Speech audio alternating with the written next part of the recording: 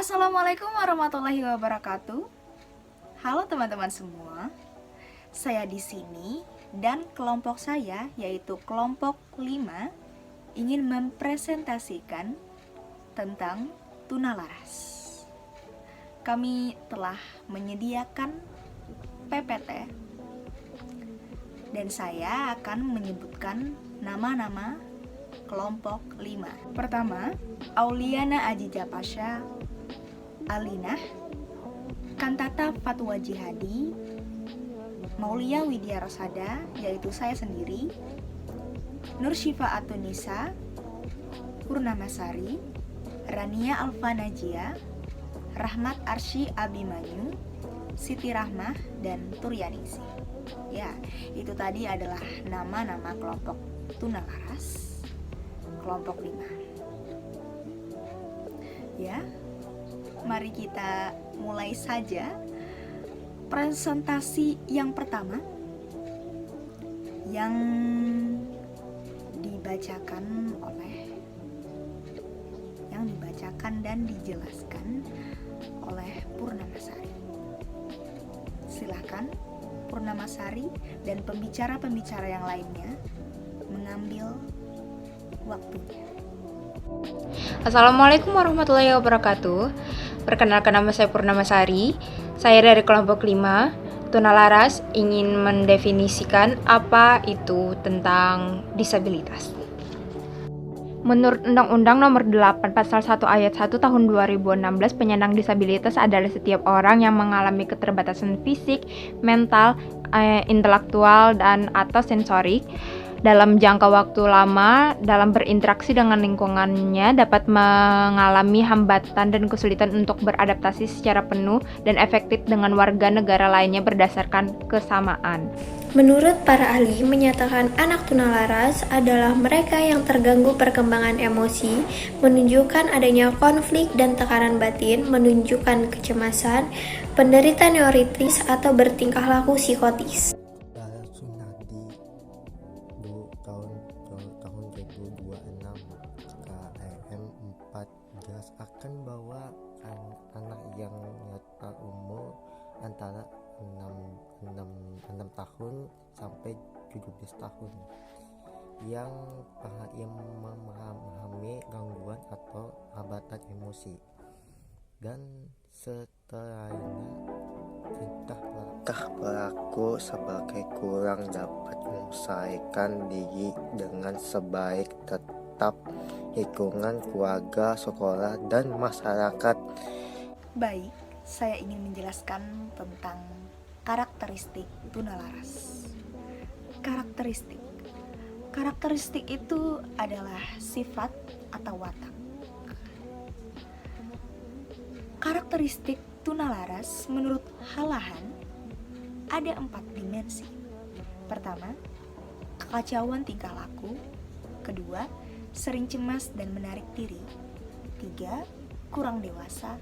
Dan yang terakhir, agresif dalam bersosialisasi. Karakteristik umum anak tunalaras itu adalah seperti gangguan perilaku, emosional, dan sosial. Oke, jadi menurut Wardani, karakteristik anak tunalaras itu terbagi menjadi 4. Yang pertama, karakteristik akademik, yakni kelainan perilaku yang akan mengakibatkan adanya penyesuaian sosial dan sekolah yang buruk. Dan yang kedua, karakteristik sosial, yaitu masalah yang akan menimbulkan gangguan bagi orang lain. Yang ketiga, karakteristik emosional, yakni adanya hal-hal yang menimbulkan penderitaan bagi anak, seperti tekanan batin dan rasa cemas.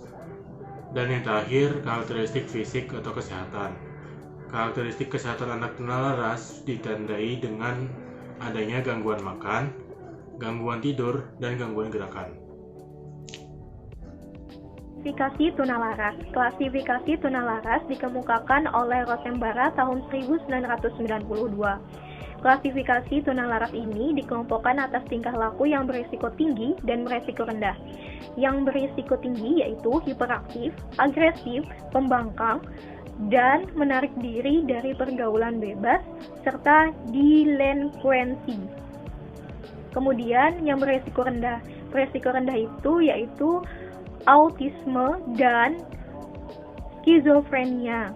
Kemudian klasifikasi oleh Quay tahun 1975 dan kawan-kawan yang diterjemahkan oleh Mohyamin tahun 1991, halaman 51 diantaranya anak yang memiliki gangguan perilaku yang kacau. Kedua, anak yang memiliki rasa kecemasan dan menarik diri. Tiga, dimensi ketidakmatangan. Keempat, anak yang agresif sosialis. Penyebab tunalaras membaginya menjadi dua periode, yaitu sebelum lahir dan saat lahir. Ada dua faktor yang berpengaruh terhadap terjadinya tunalaras sebelum lahir, yaitu faktor ibu. Peranan ibu sangat penting dalam pertumbuhan dan perkembangan janin yang ada dalam rahimnya.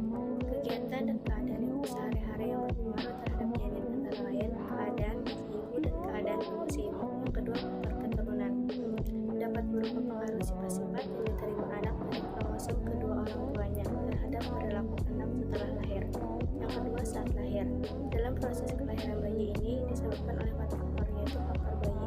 Yang dimaksud adalah ketika bayi tersebut lahir dengan keadaan tidak normal. Yang kedua, faktor lingkungan keluarga. Beberapa wujud lingkungan keluarga sering cekcok atau teladan yang kurang baik.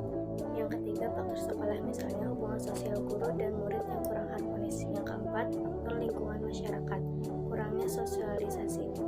Penyebab tunalaras. Yang pertama, faktor internal adalah faktor yang berasal dari diri anak itu sendiri, yaitu disfungsi kelenjar endokrin, kecacatan fisik atau penyakit genetik, malnutrisi, masalah perkembangan, kecerdasan di atas atau di bawah rata-rata, jenis kelamin, dan usia. Yang kedua, faktor eksternal adalah faktor yang bersumber dari lingkungan, baik keluarga, sekolah, masyarakat luas, kondisi ekonomi, keluarga tidak harmonis, kasih sayang yang kurang atau berlebihan, dan pola asuh yang salah. Di sini saya ingin menjelaskan tentang bagaimana cara penanganan terhadap tunalaras.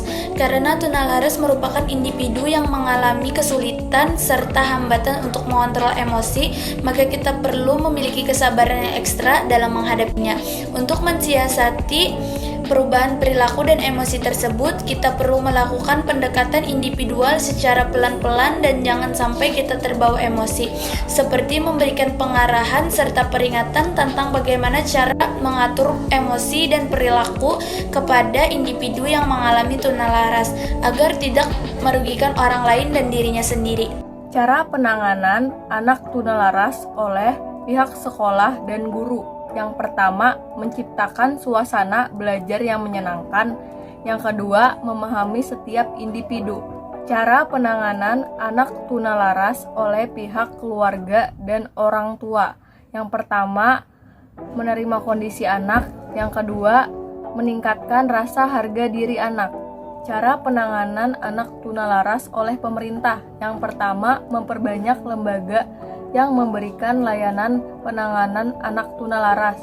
Yang kedua, sosialisasi mengenai seluk-beluk ketunalarasan. Itu tadi adalah presentasi dari kami kelompok 5 yang menjelaskan tentang pengertian tunalaras, karakteristiknya, klasifikasinya, dan lain-lain. Saya mewakili teman-teman saya dari kelompok 5 untuk menutup penjelasan hari ini. Terima kasih. Salah hilap, mohon maaf. Wassalamualaikum warahmatullahi wabarakatuh.